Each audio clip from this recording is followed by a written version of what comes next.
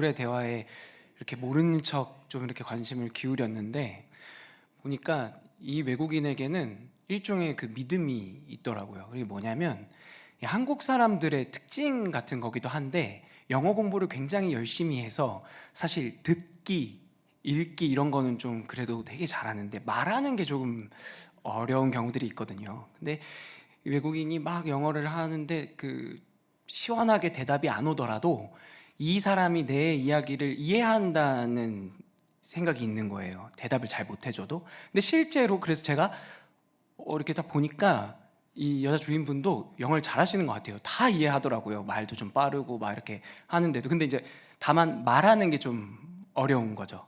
그걸 보면서 참 이 한국의 영어 교육이 쉽지 않다.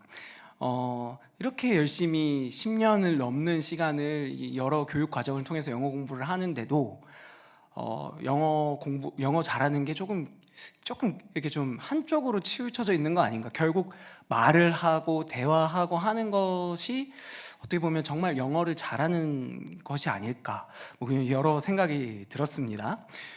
영어 공부를 왜 할까요? 뭐 시험을 위해서도 하는 것도 있지만 대개의 사람들은 영어를 공부하는 이유는 영어를 잘하기 위해서죠. 영어를 잘한다는 건 그걸로 의사소통을 하는 거예요. 언어라는 건 상호 간의 커뮤니케이션이지 않습니까?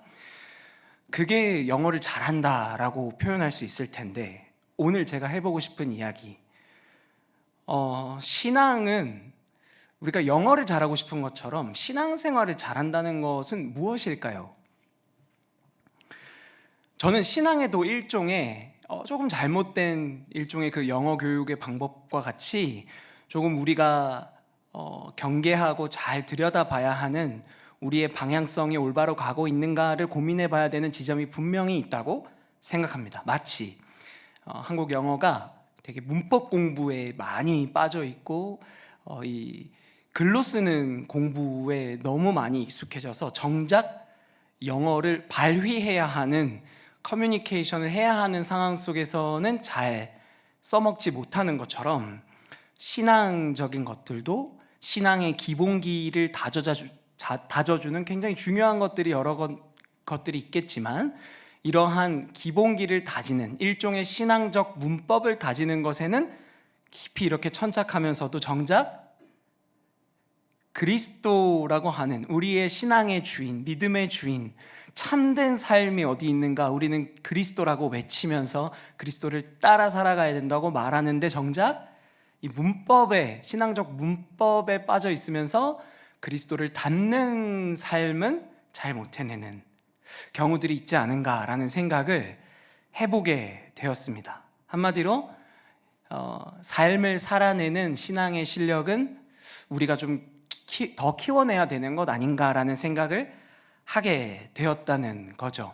오늘 말씀을 통해서 이 진짜 신앙을 잘한다는 것, 예수님을 잘 믿는다는 것, 그리스도의 삶에 잇대어서 참된 신자로서의 삶을 산다는 것이 무엇인지, 우리가 어떠한 위치에서 올바른 방향으로 나아가고 있는지에 대해서 잠시 고민해 보았으면 좋겠습니다. 사실 신앙적 문법은 구약시대 때부터 시작이 되었습니다. 출애굽한 이스라엘 사람들에게 하나님께서는 거룩에 대해서 알려주시기 시작하죠. 거룩은 구별입니다. 이스라엘 사람들이 이집트에서 400년이 있는 시간 동안 그 곳에서의 문화, 가치, 생활습관, 많은 것들이 형성되어 있었는데, 이제 출애굽하여서 하나님 나라의 자녀이자 백성으로 살아가기 위한 기본적인 기본기와 문법들을 하나님께서 지금 구약을 통해 알려주시기 시작한 거죠.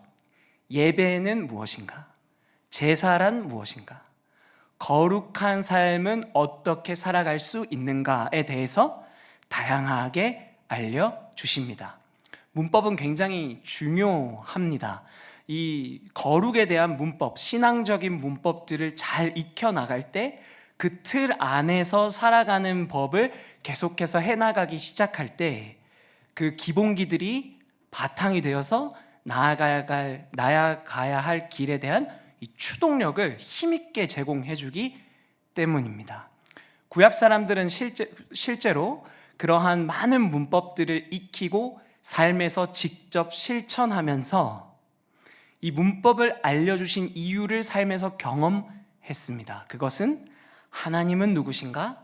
하나님을 섬기는 나는 누구인가를 경험하고 깨달아갔다는 말이죠.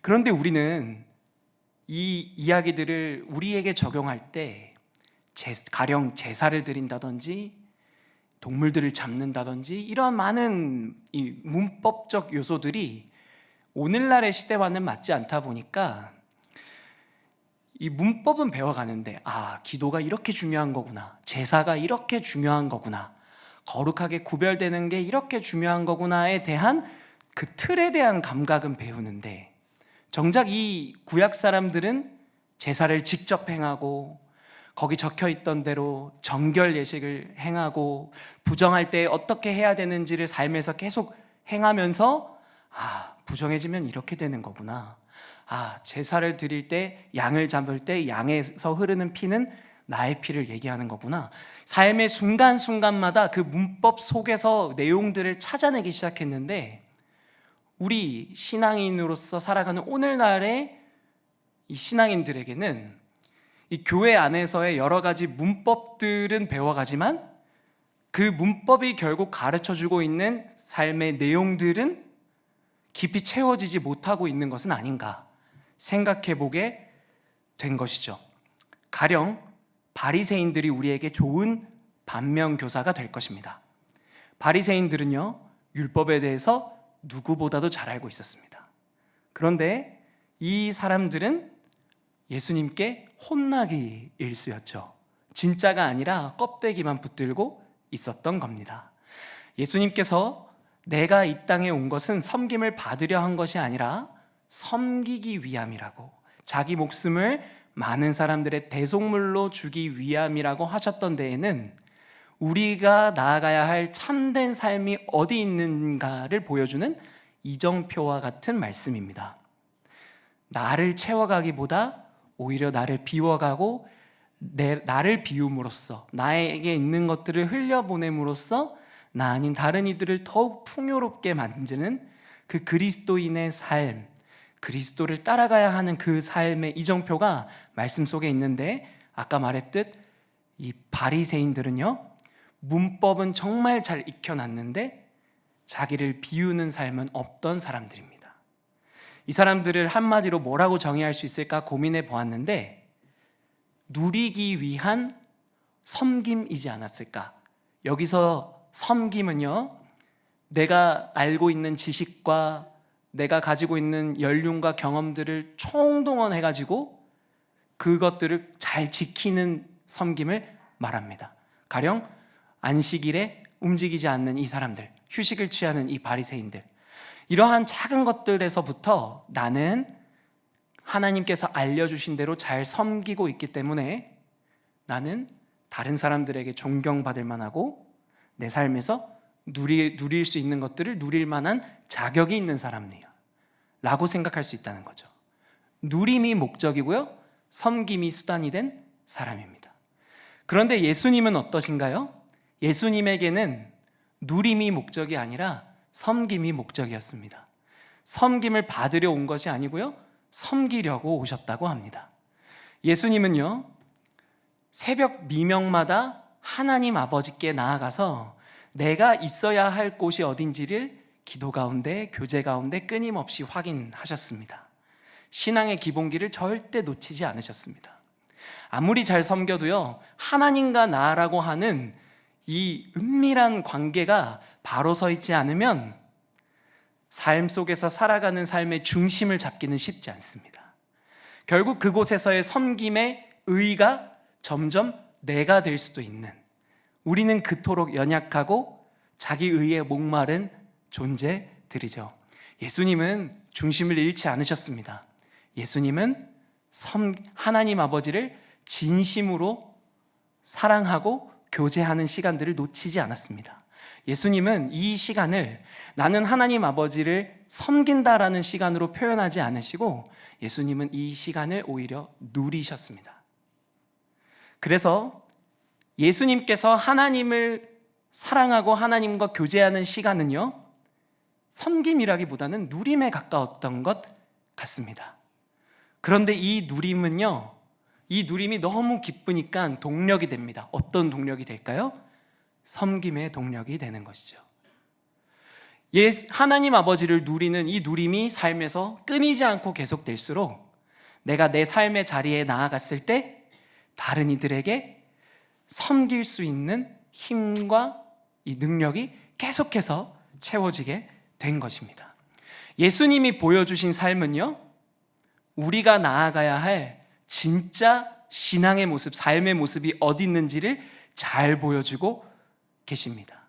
진짜 예배는, 진짜 삶은 성소로 나아가는 것에서 멈추는 것이 아니라 이제 다시 세상으로 파송되는 것으로 역동적으로 변하게 된 것입니다. 예수님은 성육신 하신 분입니다. 예수님이 있는 곳이 곧 성소였지요. 예수님이 있는 곳에서 예수님은 하나님을 만났습니다. 그리고 예수님은 우리에게 말씀하십니다. 지극히 작은 사람 한 사람에게 한 것이 곧 내게 한 것이다.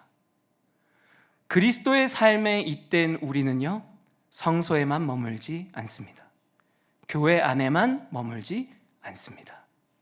그리스도께서 성소의 휘장을 찢으시고 세상으로 나아가셨듯이 그리스도의 삶에 잇대어 살아가기를 소망하는 우리는 예수 그리스도의 이름을 힘입어서 선을 넘기 시작합니다. 밖으로 나아가기 시작합니다. 중심을 잃지 않아요. 하나님과의 교제는 흔들리지 않습니다. 교회 안에서, 예배 안에서 그 기본기를 계속해서 굳세게 붙잡고 있죠. 하지만 거기서 멈추어 있지 않고 그 누림을 가지고, 섬김이 아닌 누림이죠, 누림을 가지고 세상으로 나아가 섬김의 삶을 살아갑니다. 다른 사람을 섬기고 사랑하고 그 삶 가운데 그리스도의 삶이 우리의 삶과 잇대어지기 시작하는 것이죠.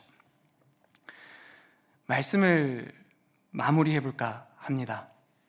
문법에 서툴고 말이 어느로 하더라도 영어를 직접 하는 사람들이 결국에 영어를 잘하더라고요. 영어를 이 문법도 잘 못하는데 막 말하고 막 하다 보면 시행착오를 엄청 겪습니다. 그런데 계속 하다 보니까 내가 뭐가 부족하네를 깨닫고 찾아보고 또 다른 사람들이 알려주는 것들을 보면서 또 배우고 수정하면서 영어를 잘하는 사람들이 되더라고요. 저는 오늘 이 말씀을 준비하면서 우리의 예배의 시간, 기도의 시간, 찬양의 시간, 말씀 묵상의 시간이 중요하지 않다고 말하는 것이 결코 아닙니다. 그런데 그 모든 것들은 그리스도께서 보여주셨듯이 삶을 향해야 한다는 것이죠. 그리스도께서 자기를 비우는 삶의 현장에서 그 모든 하나님과의 교제 가운데 있었던 누림을 남김없이 쏟아내셨듯이 우리 화평제일교회도 하나님과의 관계가 누림의 관계가 되기를 원하고 그 누림의 관계가 우리 삶의 자리에서 섬김으로 드러남으로써 지극히 작은 자 한 사람 속에 있는 예수 그리스도를 삶에서도 만나게 되는 은혜가 있기를 소망합니다. 함께 기도하겠습니다. 사랑해 주님 감사합니다. 우리의 신앙은 어떠한 모습입니까? 그리스도의 삶이 우리의 신앙의 모본이라 할진데 우리의 삶은 그리스도의 삶과 얼마나 닮아 있습니까? 그리스도의 삶을 닮아 하나님 아버지와의 관계가 거래의 관계, 요구하는 관계, 무언가를 누리기 위한 섬김의 단계가 아니라 하나님 아버지와의 관계 자체가 나의 삶의 가장 큰 기쁨이요 누림이 되게 하여 주시옵소서. 그 하나님과의 깊은 누림이 더 이상 세상 가운데 바랄 것 없고 그리스도와 함께 저 영광스러운 소망을 향하여 나의 삶에서는 최선을 다해서 섬기고 다른 이들을 풍요롭게 하는 데에 우리의 삶을 남김없이 아낌없이 사용하여서 정말 그리스도를 닮은 삶을 살아낼 수 있는 화평제일교회 되게 하여 주시옵소서. 감사하며 예수님의 이름으로 기도드립니다. 아멘.